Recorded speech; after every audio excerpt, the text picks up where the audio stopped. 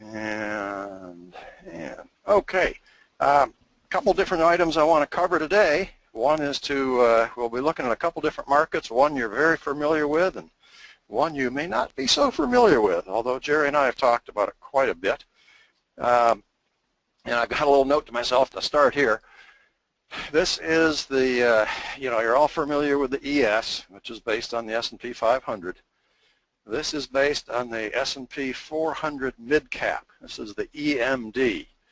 And it's a market that I've looked at for quite a while. It's a fairly low volume market. It is a beautifully moving market. It doesn't have a lot of the whippiness that the Russell does. And I guess it was a week ago, I did a little thing for Jerry where I put charts up side by side and showed, move by move, how difficult it would be to trail a TF trade versus these EMD trades. Now, if you're a trader who's going to trade, 10 contracts or 20 or 30 contracts, this is not the market for you. But if you're a trader who is in the 1 to 5 contract range, this is just a wonderfully easy market to trade. So what I will be doing, I gotta bring another little document. This is basically the trade plan that goes out with this TWE software package. And I'm going to scroll down a little bit because you will see I've got a list here of positive confirming factors and then down the page negative confirming factors or trade avoidance. I prefer to call them negative CFs and positive CFs. This is really what I'm going to be referencing as I go through this EMD chart in terms of, what am I seeing as I've been working with these CFs long enough, they're pretty well in my head. So, but just know that this is where this comes from. And of course, with this trade plan, there's the BR signal. There's one for the ZR signal, and farther down, one for the squeeze signal. And I also put a little section in this of general notes regarding how to set the charts up, what to look at, using the VIX and the conviction to the trend to establish your chart size. So let me minimize that. And as I begin with this, you're going to notice that I have put in, and I'm going to change my cursor to a pointer. That's a little easier to see. Down here, I put in some blue rectangles. And what all these lines are, these are multi-time frame DPTLs. And that's how I've been doing my SR zones. And when I go along here, really at the beginning, just take a look at the market and what it's doing with these different. It responds pretty darn well. So with the UL indicator or just DPTLs in general was that it puts a line on your chart. And sometimes the market will respond to a single line, but more often, good support and resistance comes from having zones. And so this is where this multi-time frame, zone. But if you look at this, where we really had a collection of a lot of DPTLs, market responds to it. And just ignoring all our little trade signals for now, just looking at support and resistance. It's pretty amazing to see. Even a little minor thing, it hesitated there. Blew through some minor ones, and lo and behold, it comes down to this one that has more DPTLs from different time frames, and that seems to be what came down, bounced off, comes down to the next one. I will say, in terms of, if you were to take a signal like this BR signal and get in, and you have a runner, or you just have a large target established, putting one of your targets a tick above these multi-DPTL zones is a pretty safe bet. So, well, I started here just to really show you, and this is what we're going to do in the second half. I actually want to take you through, and we're going to do this on the NASDAQ, of actually how to create these multi-time frame DPTLs. They work very well. So as we move along, but this section was really just to show these. Now we're going to get into some more specifics. This yellow area with this yellow vertical line is a little thing I use just to tell me when the opening, the 9:30 opening was.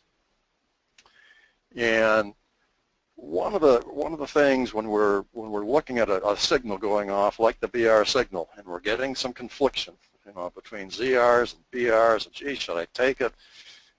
This first BR signal, we're right at this resistance zone. Here's our 200, that's the white line. Now, do I really want to launch that trade directly into that? And then we get another one that's right at the 200, and it's just, in my mind, I'm thinking, I bet it's going to bounce. And I'm watching these little SAR dots, and at this point I'm thinking, if this thing will come back to the SAR dots, that would be a lot better. I can tell you from experience, when you're in this situation where you got some conflict, you got some hesitation about, geez, do I really want to send this trade into all this activity overhead? Being patient and waiting for it to come exactly down to these dots, well, you can see the result. Happens over and over again. And it went up to this resistance zone, stumbled around a little bit, comes down, we got a first BR signal. Again, my thinking is, where am I entering the trade? It's not a bad BR signal in that we're entering the trade below most of this stuff. So I like that. We got a 200, we got an 89 and a 200 we got to deal with. So even if you said, I'm a little nervous about that one, I'm going to wait. They come up. Well, this signal right here that I got the ellipse on, and actually this one also, I was pulled back to the 600. And the 600 way over here. But notice how these great big EMAs start to play right into these DPTL zones. So really had some nice roll reversal, going from resistance, went above it, came down below it, came back to it. So now we've all of a sudden got support. That makes me feel a little bit better about, hey, I'm launching my trade, 5 or 6 ticks from this 200. And again, it went down to the next zone, came back up, gave us a short-term trend signal. We got the next BR signal. And by the way, there's a ribbon. I call it a ribbon. And you can see it's a kind of a dark red, then it goes green. That just is another confirming factor. So in other words, this BR long, the ribbon had changed to green. And that is called the ANA trigger. And it's included in the package. Market goes up. We just notice how we blew through this zone right here. And I say blew through, there was not a wick. In other words, there was not enough of a pullback to make even a little one-tick wick on this. It just blew right through. So that impulsed right straight through. But it got kind of hung up at this single DPTL. Happens to be a 15 range bar chart DPTL. And we had something of a 3-bar sell pattern here. And whether this is an official 3-bar sell pattern, it's close enough for me. We've got, they're very easy to see. Big red bar forms, big red bar forms, big red bar forms. Kind of a heads up. Gee, we went into a squeeze. Okay, we're kind of waiting. We get a BR signal. It's later in the squeeze, meaning we've made some moves within the squeeze before we got there, and we had a 3-bar pattern before we ever got the short-term trend. So that's a potential trade. Ended up not being a gigantic trade, depending on how you manage your targets. But it ended up going right back into the support zone. So we go back up. So okay, now we're into the support zone. We go back up immediately in the squeeze. So we get a little concerned. Trending signals, like the BR signals very early in the squeeze, often don't work well. It's a trending signal. The squeeze, by its very definition, is range-bound price action. So it's just a heads up that, hey, we just came out of a squeeze, we just passed out, we just went back in one. It's basically still kind of range-bound. So a little bit of caution. What I like about this setup is that we came down into the support, and we popped back up, we got our little vertical line signal, and we pulled back exactly to the 200. The 200 with any of the stock index futures is a real important one. So we got a BR signal. Might have been a little nervous about that one because it was the first one in the squeeze. Okay, so we wait. Maybe we'll get a second one a little later in the squeeze. Well, it did the same thing. Came right back to the 200, and you can see the difference. The early in the squeeze BR signal, they don't do too well. A little later in the squeeze, after we've had a little price movement, and if we've got some extremely good supporting CFs here, which we do, you can see where that one did a lot better. And it went up to this zone right here. So now we've pulled up into another multi, and it's a little hard to see, but there's 3 or 4 different DPTLs here. They're just very tightly overlapped. So it pulls up into this zone. So we know we know we've hit a recognized multi-time frame DPTL zone. We pull down. We're getting our SAR FAR EXO line, if you want to get real fancy about the name of this thing, and that has an audio alert. And by the way, this audio alert, it's in the trade plan, and in fact, it's a big critical note in the trade plan. This is when you start your process. Don't wait for the signal. If you wait for the signal, you're behind the curve. So you're starting here, and you're looking to the left. Hey, what do I have that makes me believe that this early trend signal might continue down? Well, we came up to a multi-time frame DPTL zone and bounced down off of it. So you can see first BR signal. This one went for a little longer, but you can also see where it kind of got held up. Notice I've got rule of alternation in here, and it can be applied to many different things. But in this case, we had our pull up to resistance. We got our short-term trend change. We got a little tiny pullback. Notice we didn't even get a green bar form for the pullback. And this is, by the way, what I call an early entry signal. There's no green bar. So it comes down and down and down and down, and we bounce, and now we get a bigger pullback, and we got the ZR signal. In this case, the ZR signal went right to the 89 moving average, and it's very much with the trend of the 600 and the 200. So very nice ZR signal. You may decide that, no, I'm not even going to trade those. I'm just going to trade BR signals based on your testing. But they're very good confirming factors for the next BR. Notice the first BR signal was an early entry, no green bar ahead of it. Well, that was right dead center in that support zone.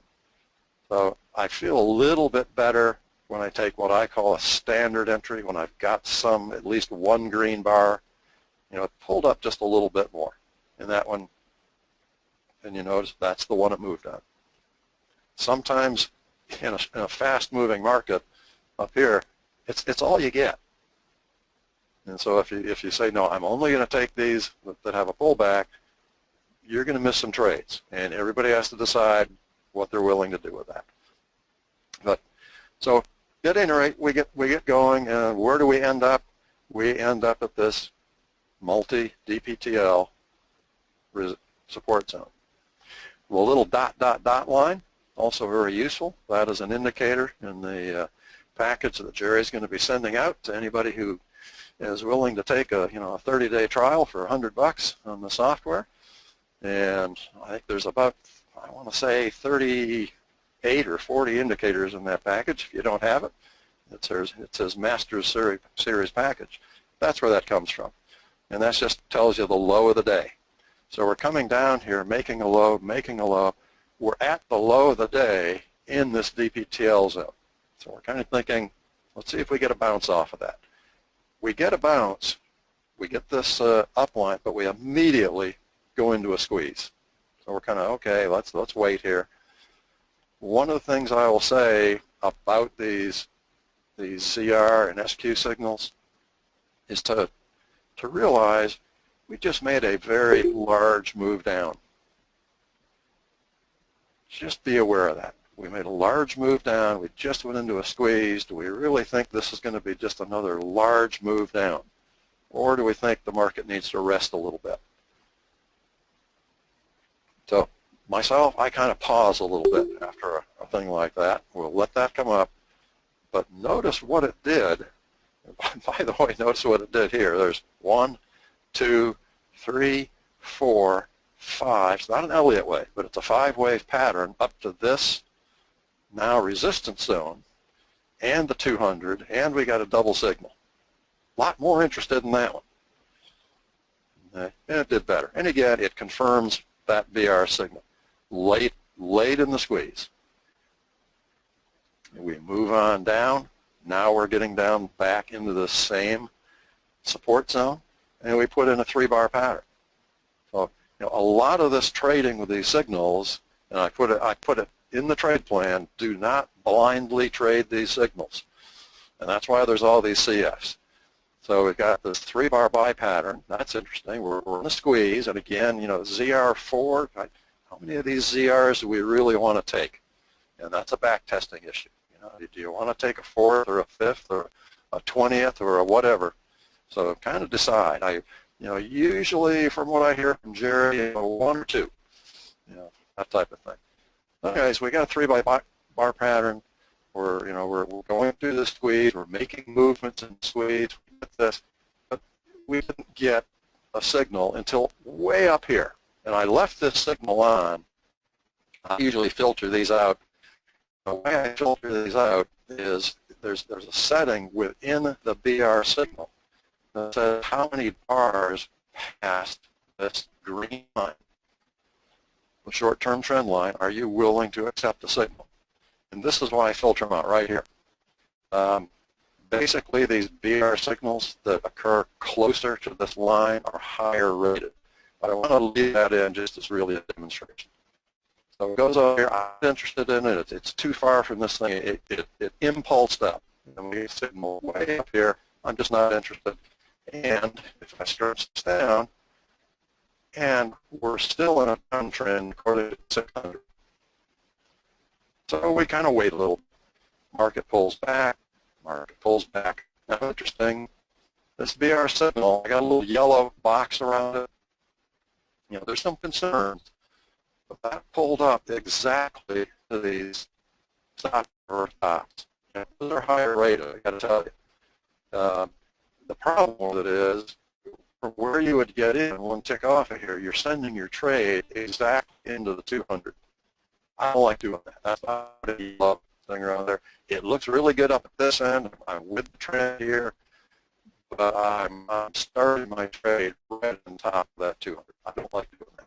So stick in my hands, see what happens. It does come down a little bit, comes back up. Now all of a sudden our 200 is acting as resistance overhead, and if you'll notice, also got a 1-2-1-2 pattern here. So much better signal right there. With that little PR signal, couldn't really identify the 1-2-1-2, but when I pulled back farther like that, we got a 1-2-1-2 pattern. And that's in the trade plan as a CF. In fact, it's a pretty strong CF in my book. And you can see the kind of reaction you get after a 1-2-1-2 pattern. And where did the market go? Well, it went right to this. This is just a little 2 DPTL zone. Went right to the center of it. Bounced up off of that. Are you going to take trades bouncing off of this? You sure could. Strategy that I talk about is using this little hash line right here. You can use that as an entry. Your entry guide will be one tick of the, in this case, no signal bar. But that hash line is a pretty good place to enter if you're going to be taking pure support resistance trade. And where did it go? It went back up in the same zone. We keep it in the same zone, and we get a ZR. And it's a little hard to read, but I think it is a ZR5. Well, again, we're in a multi-PTL zone with the 200. Price, is exactly at the 200. That's the type of signal, even if it's a 5th ZR, that one gets my attention. We're in line with the 600. just a perfect touch. Again, it confirms the BR signal. So it's a nice confirming factor. Even if you're saying, I don't really want to trade these because sometimes they get a little tough to trade, but if it confirms the BR signal that's really close to the line, how close to the line that is, and it also can pull back to the 89 moving average. And it went down. In this case, I can stretch this up a little bit. It went down to a single DPTL line, and it's very hard to see, unfortunately, but there's actually another factor here, and that is it's also a new low day. It's hard to see because, unfortunately, that DPTL line is about the same color as my red dots, but just made the red dots there. These little red dots right here followed it down, right down here. That's the low of the day, right at DPTL. So that's kind of an interesting spot. Now, you could call this a big wide zone, but it did go exactly to the tick.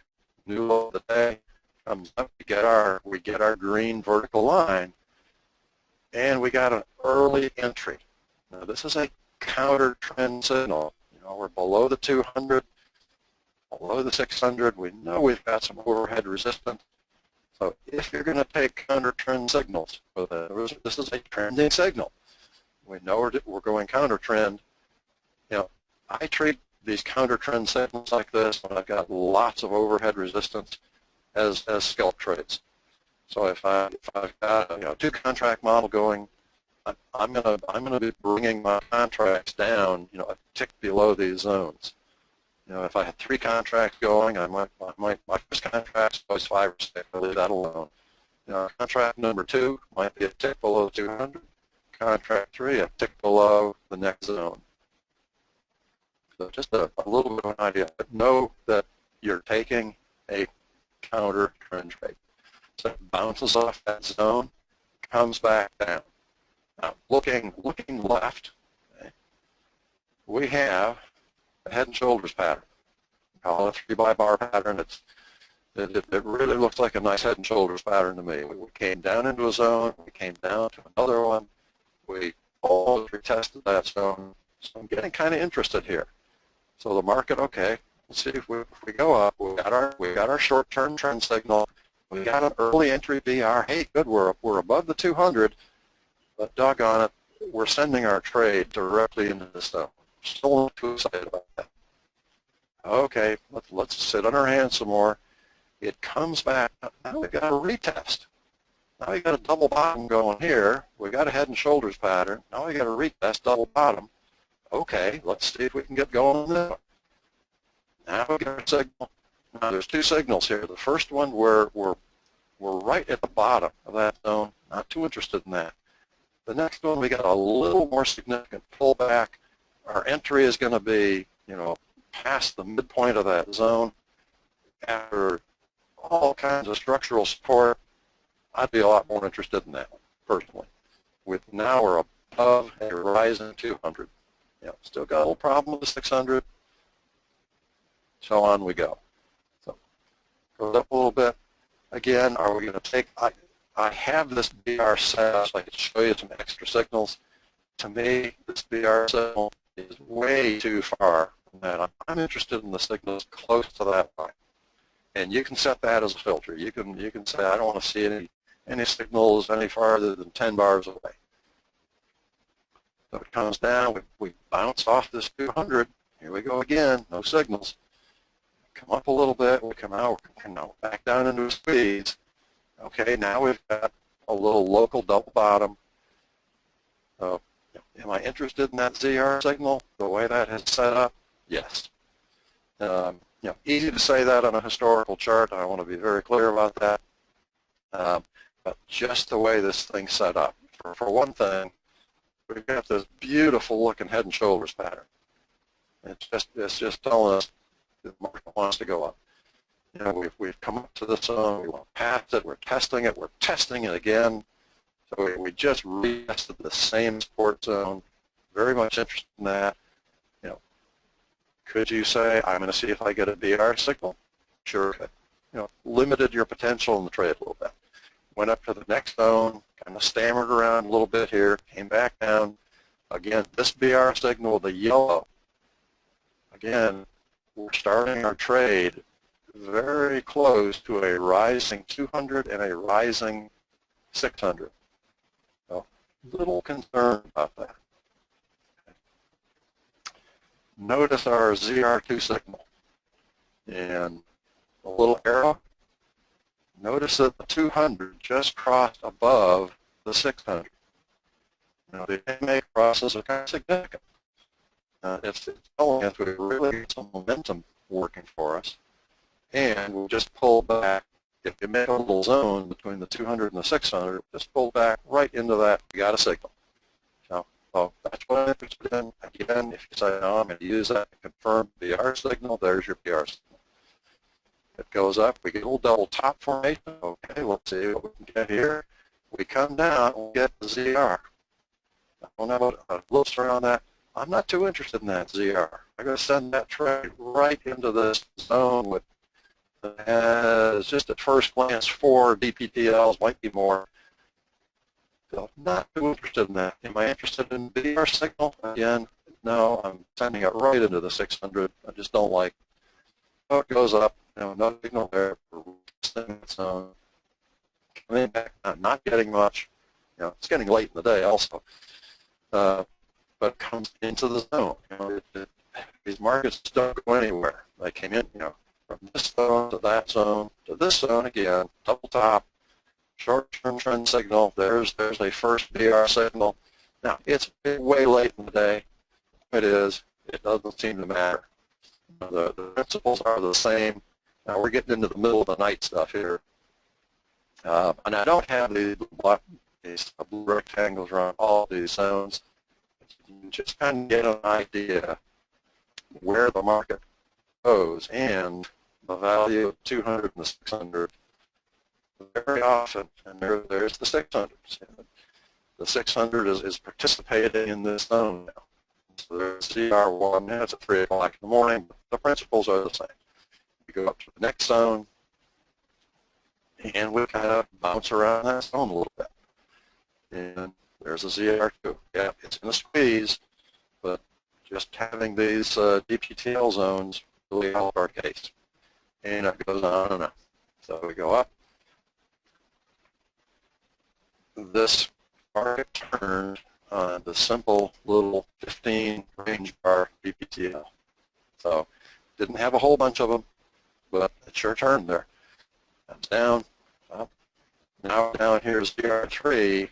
This dashed dot line, part of this package has a ability. That's 200 EMA from a 15 range bar chart being projected onto this chart. So if you have a favorite EMA from any chart that you can think of, you can stick it on a chart that you're trading. And it seems to really react to it. So we've got a rising 200 from the host chart. We've got a 200 from 15 range ZR signal, and it responded to it. And it went up to a multi-time frame DPTL, and it was also the high today. A little hard to see. And back down we come. So things are responding to these. So as we go along here, now we're getting into a little more pre-market trading. So we've come up into this DPTL zone, and we made a double top.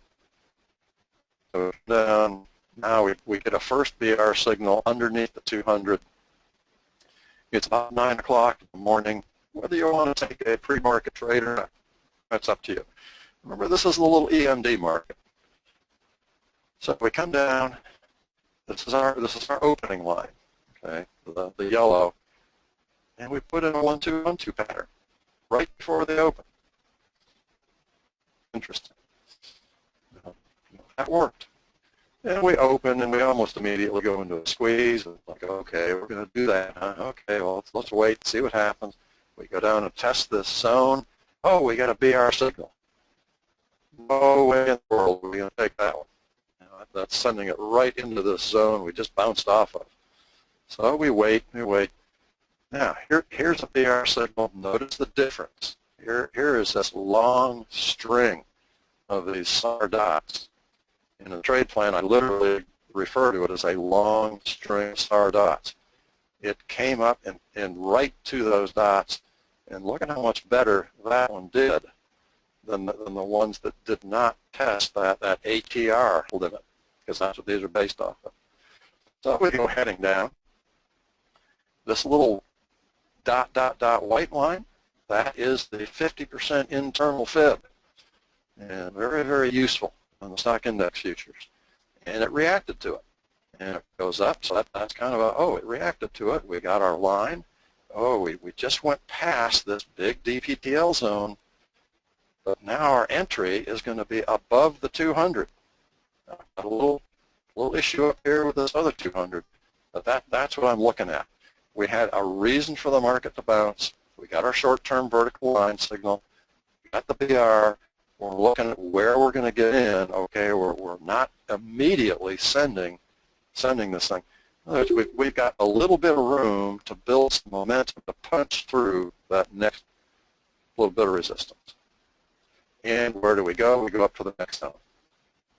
And we come down to the 600. And we just, 600 is a pretty amazing EMA. And we just keep on going. We'll pass that zone. If you notice, there's a lot of stuff going on in this zone, from this DPTL zone down to the 600. Is there any wonder the market got kind of slowed up by that? Breaks to the upside, close to that 15 range DPTL, finally gives us, we're out of the squeeze, gives us a short-term down signal. We've got a signal that's going to put us in below that. Look at that. So that's a signal of more interest when if we've made it below the 200. Still got this area to deal with, but that did very well. At least the 600 and the 200 are not necessarily trending against us. So they're flat. So that, as you can see, they well came down ultimately to this little zone here and almost made it to this one. And again, same thing. Okay, we came to this zone. We're going to get a bounce. We're testing the zone again. What do we have overhead? Okay, overhead, and what I want you to ignore is this line right here. This cyan line is really for this. But overhead, we've got a lot of distance to the 200 in the next zone. We've got a little trouble from the 89. We can deal with that. So that particular signal sets up pretty nice. So we go up here, we come back down, and you're kind of looking at this thing. Well, we didn't make it to a zone. What happened? Well, it's not the only thing we're looking at. So we got a left shoulder pivot support right there. That's where the market came to. I know you've probably heard Jerry about 1 million times talk about a left shoulder pivot support, and that's why. Because the market responds. So that's one of our CFs. So okay, well, let's see if we can take out the star dots and get our vertical line. We did. Okay, we're getting in above the 200. I like that. We're in. And had a decent trade with that. Well, we pull back. We get a ZR. Well, okay, we're pulling back to the 89. That's a pretty good moving average for pullback. Look what happened again. Left shoulder pivot support. So we got rising 200. We're above the zone. Now we might look at it and say, well, it might be a little bit limited in terms of we got a pretty tough looking resistance zone up here. So manage your trade accordingly. Market bounces off of that, comes down. We get our line. We get our BR signal right there. Notice in the little blue box I put there, and I'm going to make that go away. That market pulled back to the tick to the 600. So we pulled past all that. We retraced the standard, got a signal. You betcha I'm liking that signal. There we go. And of course we pull right back down to this zone. And again, we're using signals to trade, but not without a whole lot of CFs. And we just keep going. These are just, notice what this thing did. Kind of a descending 3-bar pattern. Look at what it did after the third. That's when it took off. Didn't do it after the second one. Did it after the third. But we were right in this zone right here. And we came to this zone, and it just goes on like this, on and on and on. And a little ABC corrective pattern right up to the 200, got a ZR signal. And this was not the way we're going to go. And that ZR signal sent it down, and it went down to this zone. So, on we go. Here's another head and shoulders pattern, okay, right there. So there's no signal here, but again, it just depends. Do I want to trade only signals, or do I want to trade some patterns too? Notice there's this fine little line. I will very often on these charts start to put in some local DPTLs when I see them. And so that was nice there. And look what happened. It touched it again here. Now, if you had BR signals, way far away from the red line, yeah, you get a BR signal there. This is, by the way, let me get rid of this box. This is an early entry signal. This is a standard. The early entries had no bar of opposite color next to the signal bar. In other words, these are bigger pullbacks, the standard entries. These are little tiny pullbacks. But sometimes it's the only way you can get into an impulsing market. We come back to, here we are, ZR1 at the 200, and here, doggone it, is that little DPTL I put in. Way back here. Came right to it. So that helped confirm that. And market came down. So if I sound repetitive, it's because it's the same thing. I've heard Jerry say over and over, profitable trading is very, very boring and repetitive. So, okay, let's move on. I'm going to do something a little different now. And Jerry, if you are still live on your mic, are we okay in time? Yeah, we're fine. Okay. You've got plenty. Okay. I want to just briefly show you this chart. This is a NASDAQ chart, and it's just got the EMAs on it, and it's just got this, this pack. You can see it here. Here's the high, here's the midline, here's the low down here. And that's all the time. There's no signal, there's no nothing.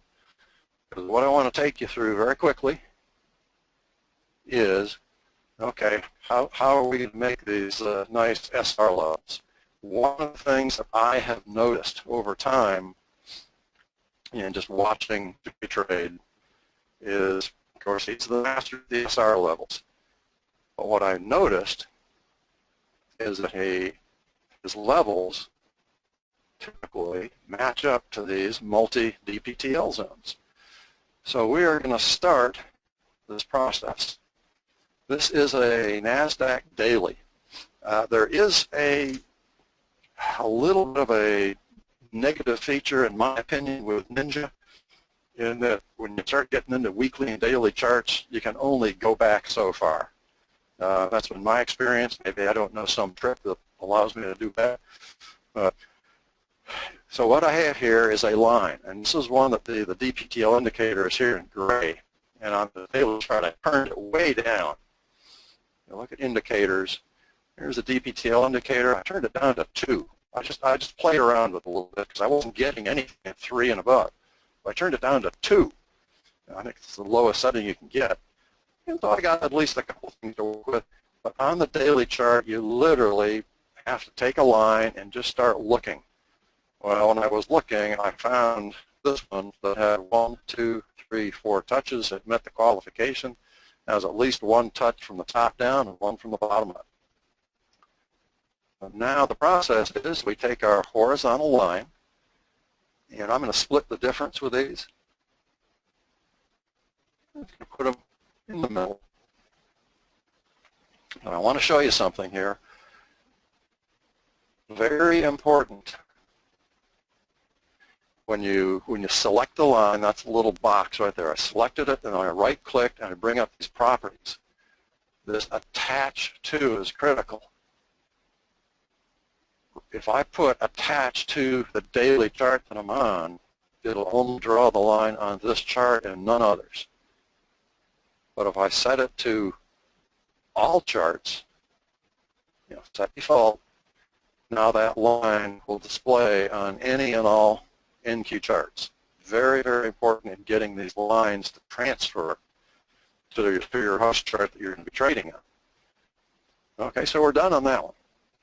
So I'm going to make that one small and bring over the next one.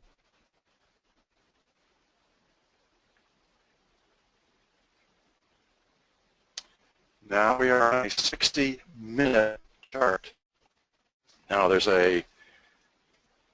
what I did ahead of time was just to make a little list for myself, and I just assigned colors. And by the way, it makes zero difference which colors you choose, just as long as you know which ones they are. And so one of the things we need to do before we start putting these lines on is we need to reformat our line. So I'm going to hit horizontal line. And so I've got this other icon, it's a plum, and I'm going to select it, left click, right click, properties, and I want to change the color of it. I don't want all these lines to be the same color. And I have selected fuchsia. And that's it. Notice it still says all charts, and I'm going to leave it at, a 3 solid, whether you use a 2, 3, 4, 5, your choice. We'll set default. And now we got a fuchsia line to work with. And we're going to go up here. One thing you'll need to do when you hit this tool, you need to set it to stay in draw mode. So that box is checked right now. So that when I hit horizontal line, just as fast as you can, just put those lines on. And I'll be honest with you, they don't have to be perfect. Remember, we're really wanting to go for zones, not lines. You just go through.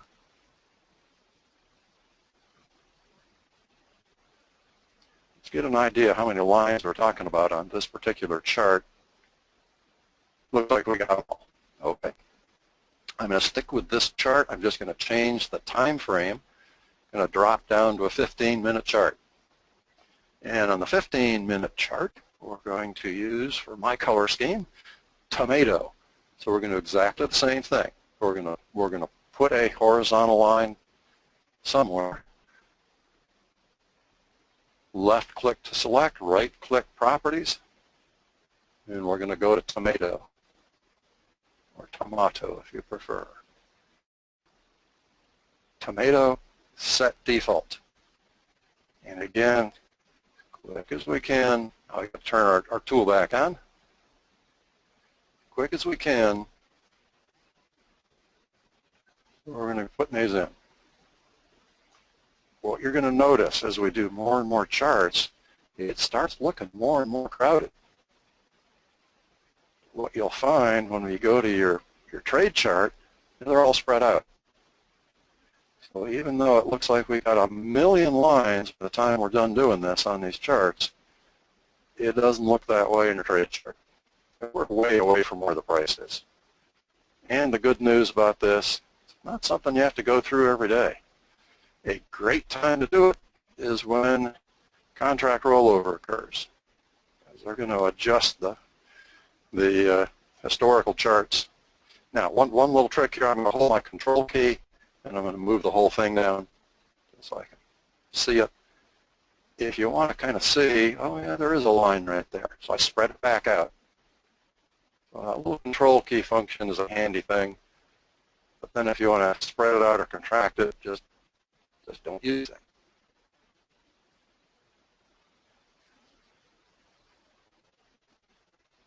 So I hope you'll bear with me with this. I want you to see that spending, I don't know, maybe it'll take you 30 minutes to do this, once every 3 months. So maybe that'll be worth it. Okay, so we are done with that chart. Now, one principle of this, and I didn't mention this earlier, very important to mention it, indicators calculate differently on different bar types. Okay, this is one out of the TWE package. This is a 12-4. And the reason we're going to end up using some minute charts, some Renko Supreme charts, range, tick, volume, So, and the reason is they calculate differently.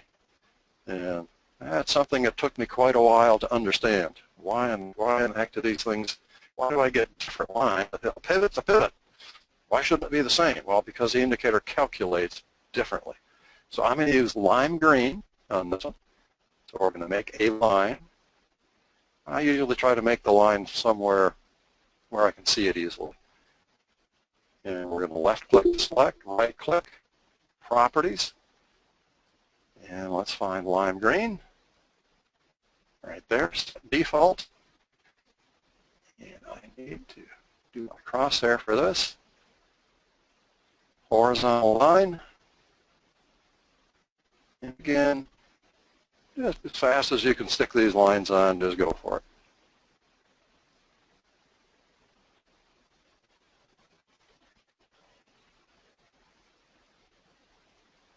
Ah, good.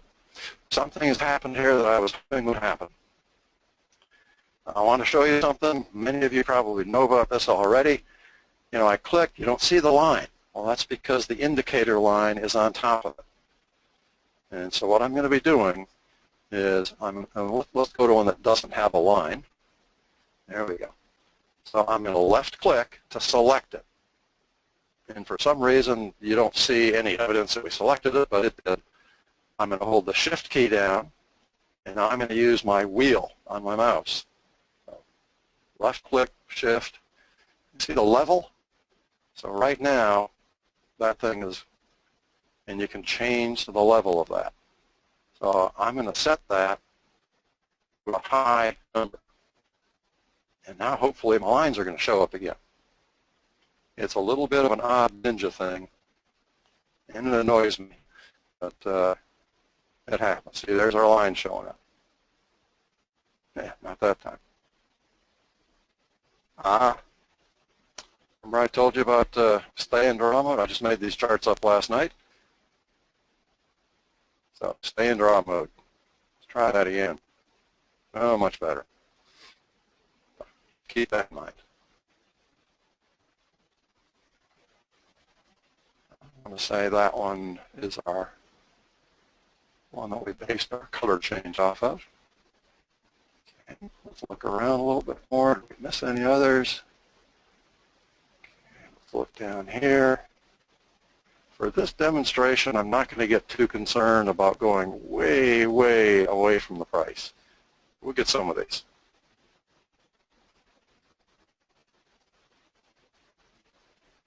This one's a little hard to see. Let me demonstrate this.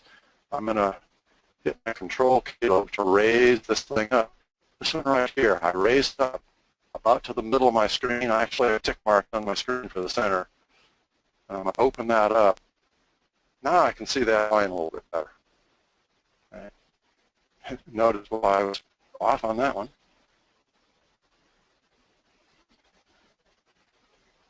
I'll make a few more of these. We'll go to the next chart. Some of these charts are going to be odd. And nothing too magical about these numbers I picked. I do like Fibonacci numbers. And the way I do it, if I'm bringing up a tick chart, I want to size it. I just bring up the day session break lines and kind of look. Do I have enough bars? I want to be higher time frame than my trade chart. Okay, enough on that. So that was our 12-4 Renko chart. Next one we're going to bring over, a personal favorite, is a 25 range bar chart. And let's see how many lines we can see here.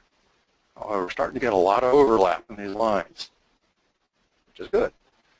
Okay, we're going to make our line. Just stick somewhere where you can see it. Select it to the left, right click, properties, and for this one I use yellow. Set default, and here we go. That's the one we just made, so we'll park it on the first gray line we see. And there's one. You can barely see it, but it's right in there. There's one there. There's one there. See one there. Let's take a little look down here.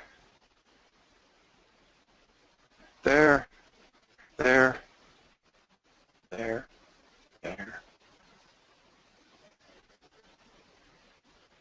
I know this has to be dreadfully boring to watch, but if you'll bear with me, I think you will see in the end it's pretty amazing how the market moves between these multiple DPTL time zone SR levels. It's just a matter of how quickly you can click your mouse to get these done. Okay, looks like we're good there.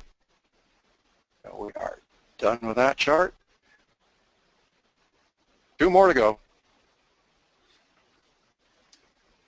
This one, again, don't get hung up on the number I used. It's a 987 tick chart. And you can still see the vertical session lines. I'm just looking, do I have enough bars to make it worthwhile to look at this thing? And on this chart, I am using a cyan line, so horizontal line. But it's getting a little harder to find a place to put our line in here to do this. We're getting a lot of lines on a chart, and it starts to look like, well, this is just a mess. But it'll all come out. Okay, so there's our cyan line. Let's go ahead. Activate this again. When you get a lot of lines like this, it is kind of useful to slide this down and spread it out just a little bit, just to take a look. See, we got one there we wouldn't see, we got one there we wouldn't see. There's one behind there hiding.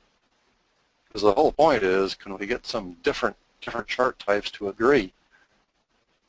There's one.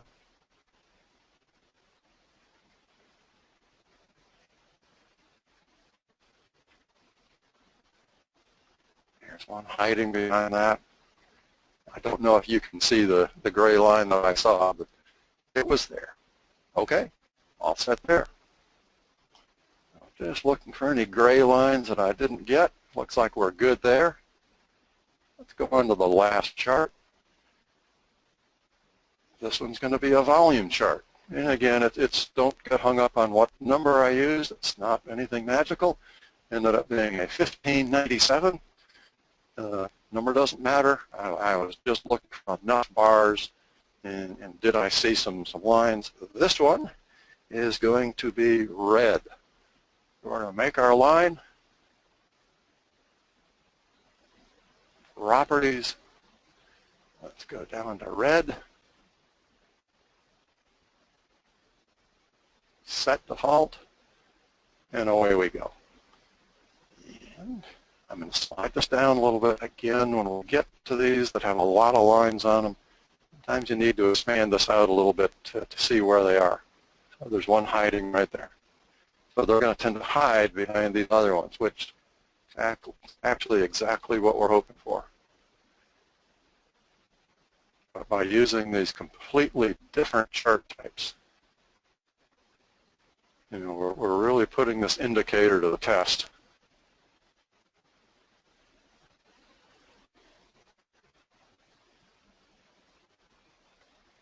And this is the last one we'll do. Notice I'm intentionally going above the price right now. Not seeing anything. I'm going to go ahead and reformat it, and now I'm going to go below the price.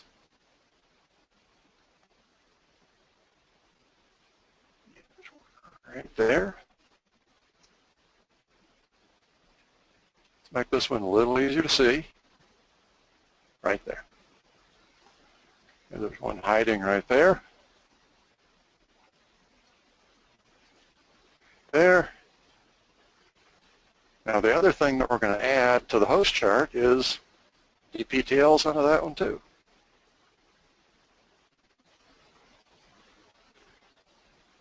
My technique for what I set the DPTL indicator to is simply to each chart, before I put any lines on it, you know, if you use too small a number, you get way too many lines. You use too big a number, not enough lines. So you want kind of a happy medium. Hey, I've got, you know, I've got several lines. When I scrunch the chart down, I can see, you know, a good number of lines, but there's not an excessive number of lines. Just for kicks, let's take a look. See what I ended up with. I ended up with 13 on the setting, and it defaults to 8. So if that too many lines, I went up to 13. Oh, that's better. That's what I stuck with. If I went up to 55, probably not enough lines. Okay. Now,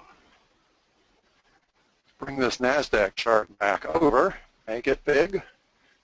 Now we get to see what the heck we've been doing. However, just want to make sure that I've got, yes, and now I want to put the DPTL indicator on this chart. On this chart, I'm going to leave it as 8. On my host chart, I use custom this orangey looking color. That's just what I've been using. You can use whatever colors you want. So now we're going to start to look in terms of, does the market react to these?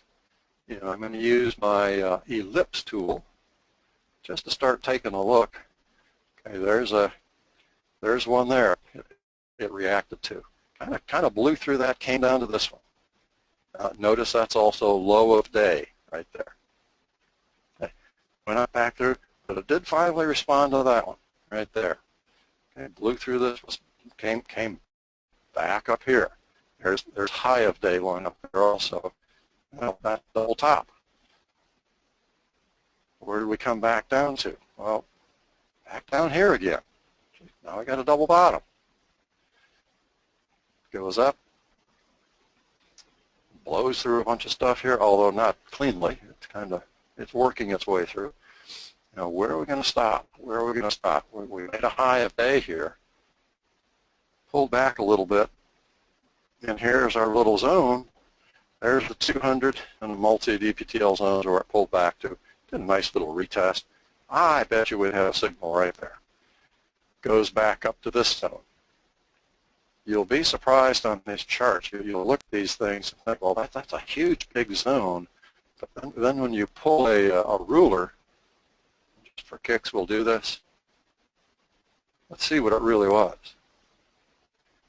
Okay, it was 4.25. They're not huge. Where do we go? We go down. Here's our midpoint. Here's our 200. This is an interesting one.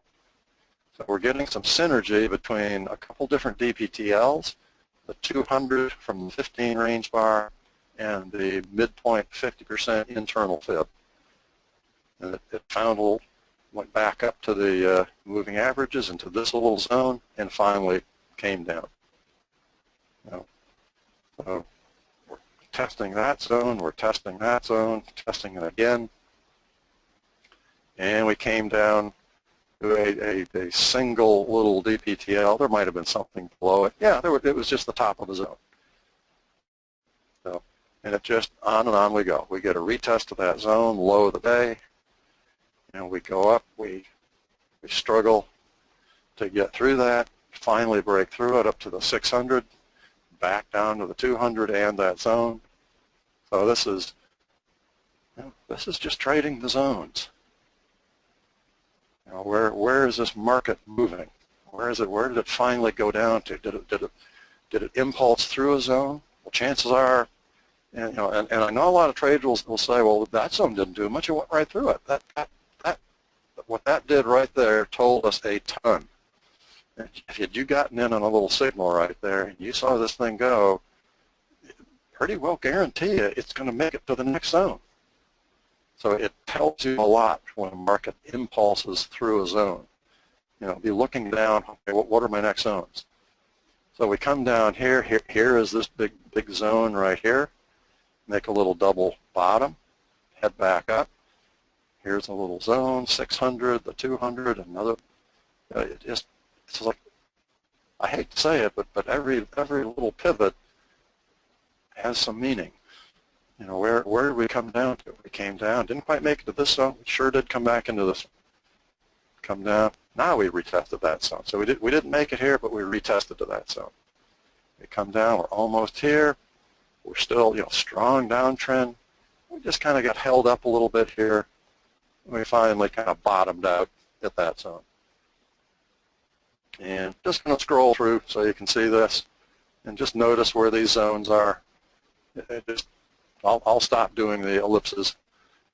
Just over and over and over and over.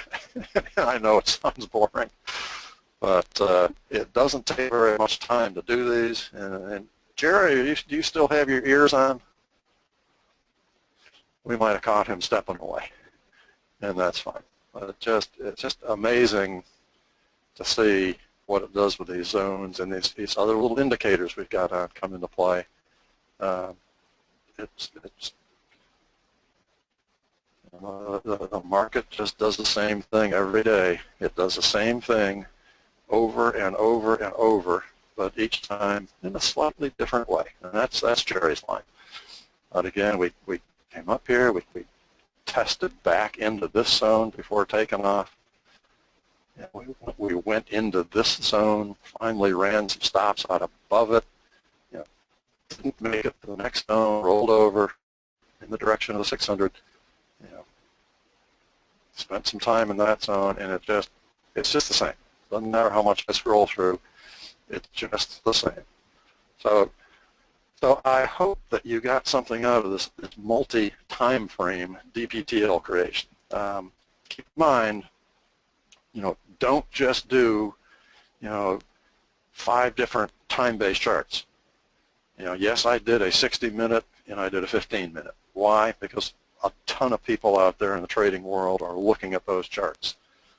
But so we ended up using, you know, a daily, 60-minute, 15-minute. We threw in a Renko Supreme chart. Again, same reason. Things calculate differently on those. We threw in our range bar chart, tick chart, volume chart, lots of different types of charts, because we are looking for exactly what we're seeing here. You know, indicators that calculated on different chart types, kind of finding a zone of agreement. You know, I'm not so interested in a single line. You know, that sometimes you will see a market bounce on a single line. Interestingly enough, it's the 15 or 25 range bar chart, DPTLs, where they'll bounce on a single. But what I'm most interested in are these zones. You know, at least a couple lines.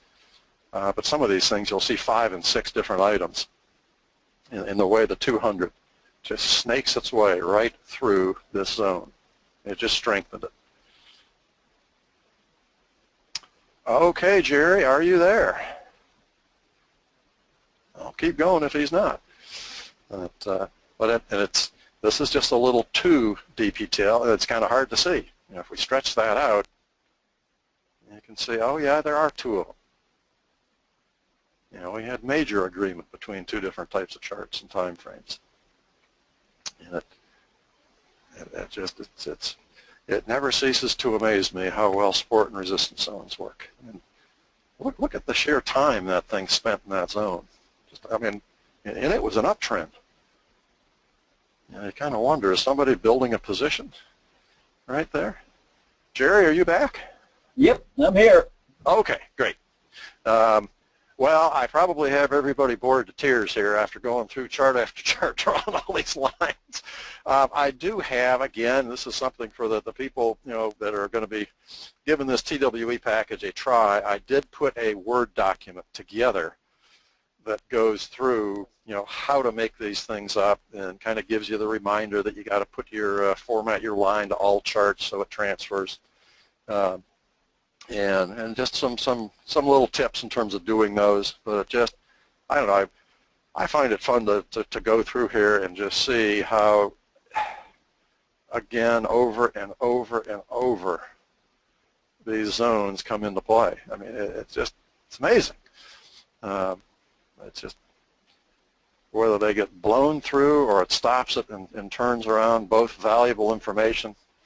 You know, test that zone, we retest it for a double bottom, and it takes off, and it just keeps going. It's the same old. Jerry, any comments on what you're seeing on these zones?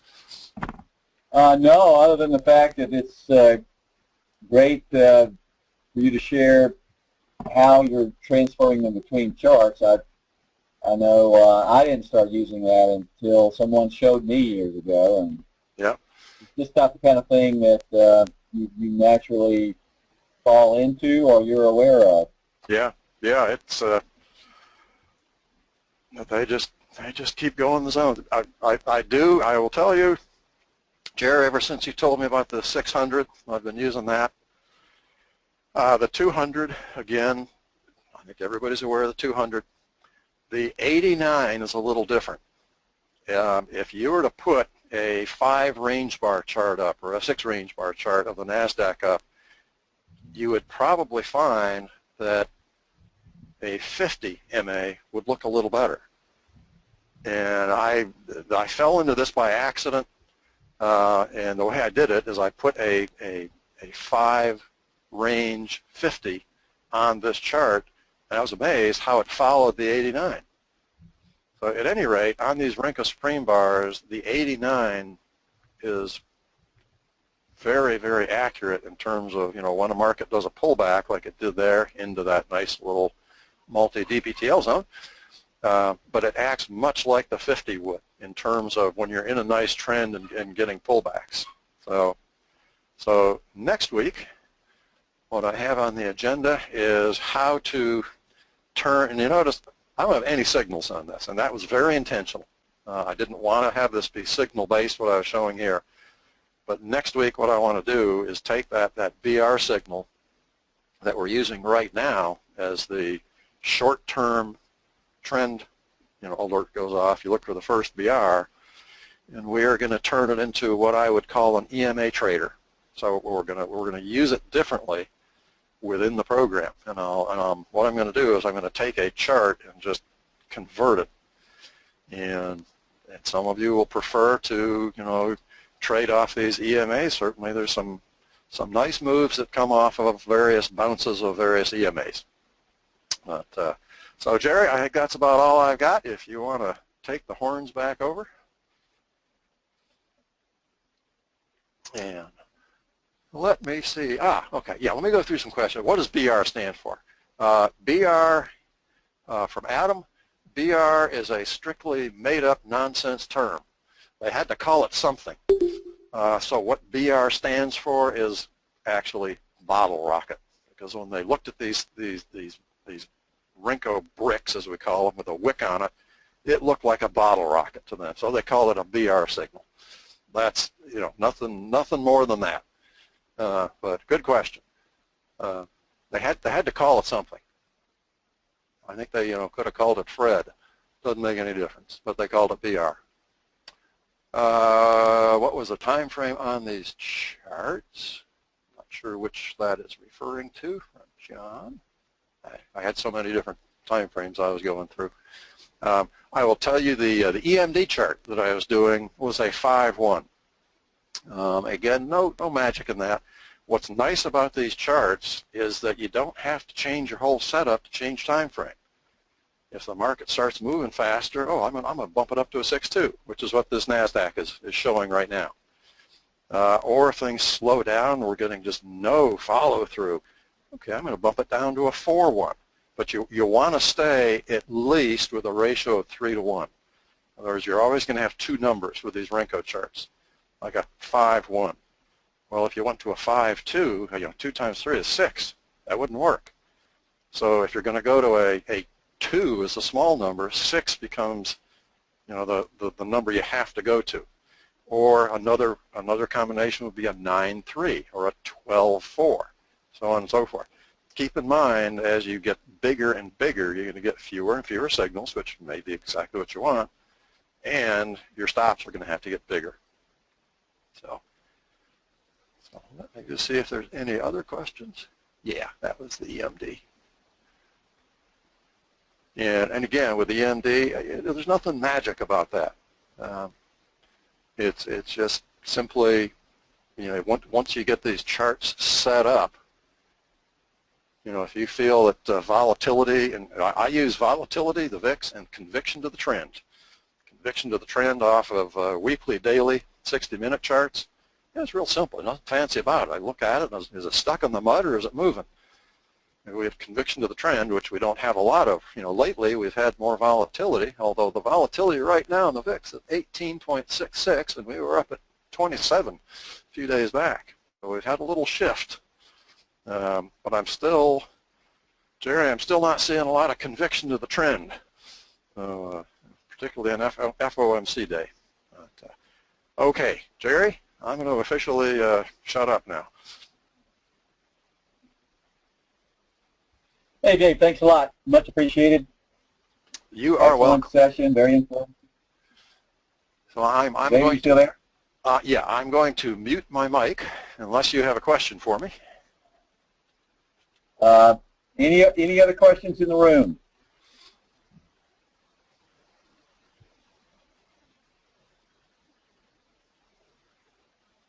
Let's see. Looks like Adam may have one.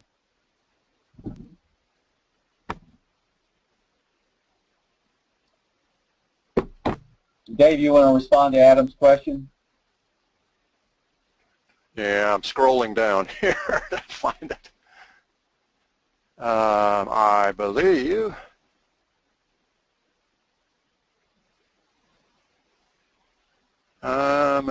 you get into these BR sectors. Adam, I want to talk to you a little bit about this BR signal right now between where the VIX is and where conviction to the trend is. BR signals seem to be pretty strong. You go back into 2012, 2013, the little squeeze SQ signal was king of the hill at that point in time, especially in crude oil. If we get into a market condition where we have just more conviction to the trend, then the ZR signals are going to come in much stronger. But right now, it's like if we can get that little short-term trend and get a 20-tick move and a BR signal, that's working pretty good. And sometimes you get a longer move. But that's why I put in the trade setup a whole page on how to select charts and what I base that off of. And also in there is different trade conditions. In other words, high volatility, low conviction to the trend. These signals are favored. And so that's in that trade setup document. So I hope that helps. Any other questions?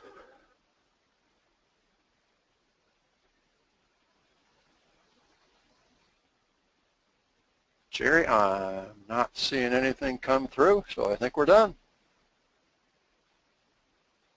Oh, limit order. Jerry, is the screen still displaying here? This NASDAQ screen? Yes, it's still displaying. You still have presenter status. Okay. Let me put something on real quick that I don't think I put on. It's part of the TWE package, and I got a ton of stuff on here. Let me find it. And it is the FT Entry Guide TWE. I'm going to put that on. And by the way, let me just say real quick here. This entry guide is used by Felton Trading to, I forget the term. It's part of the setup.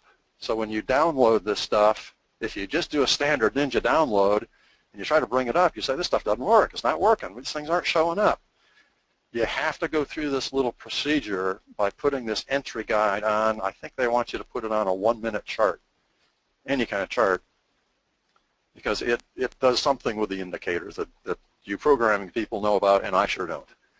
Now, let me just put this entry guide on, and I've got to scroll to present because it's the only time it shows up. So here's the entry guide.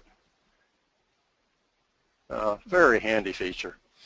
Right now, the current bar is either going to close on the red dashed line or it's going to close on the green dashed line. The solid line is your potential entry. Now, it's only a 1-tick offset. In the indicator, you may say, well, I don't want a 1-tick offset. That's way too tight for me.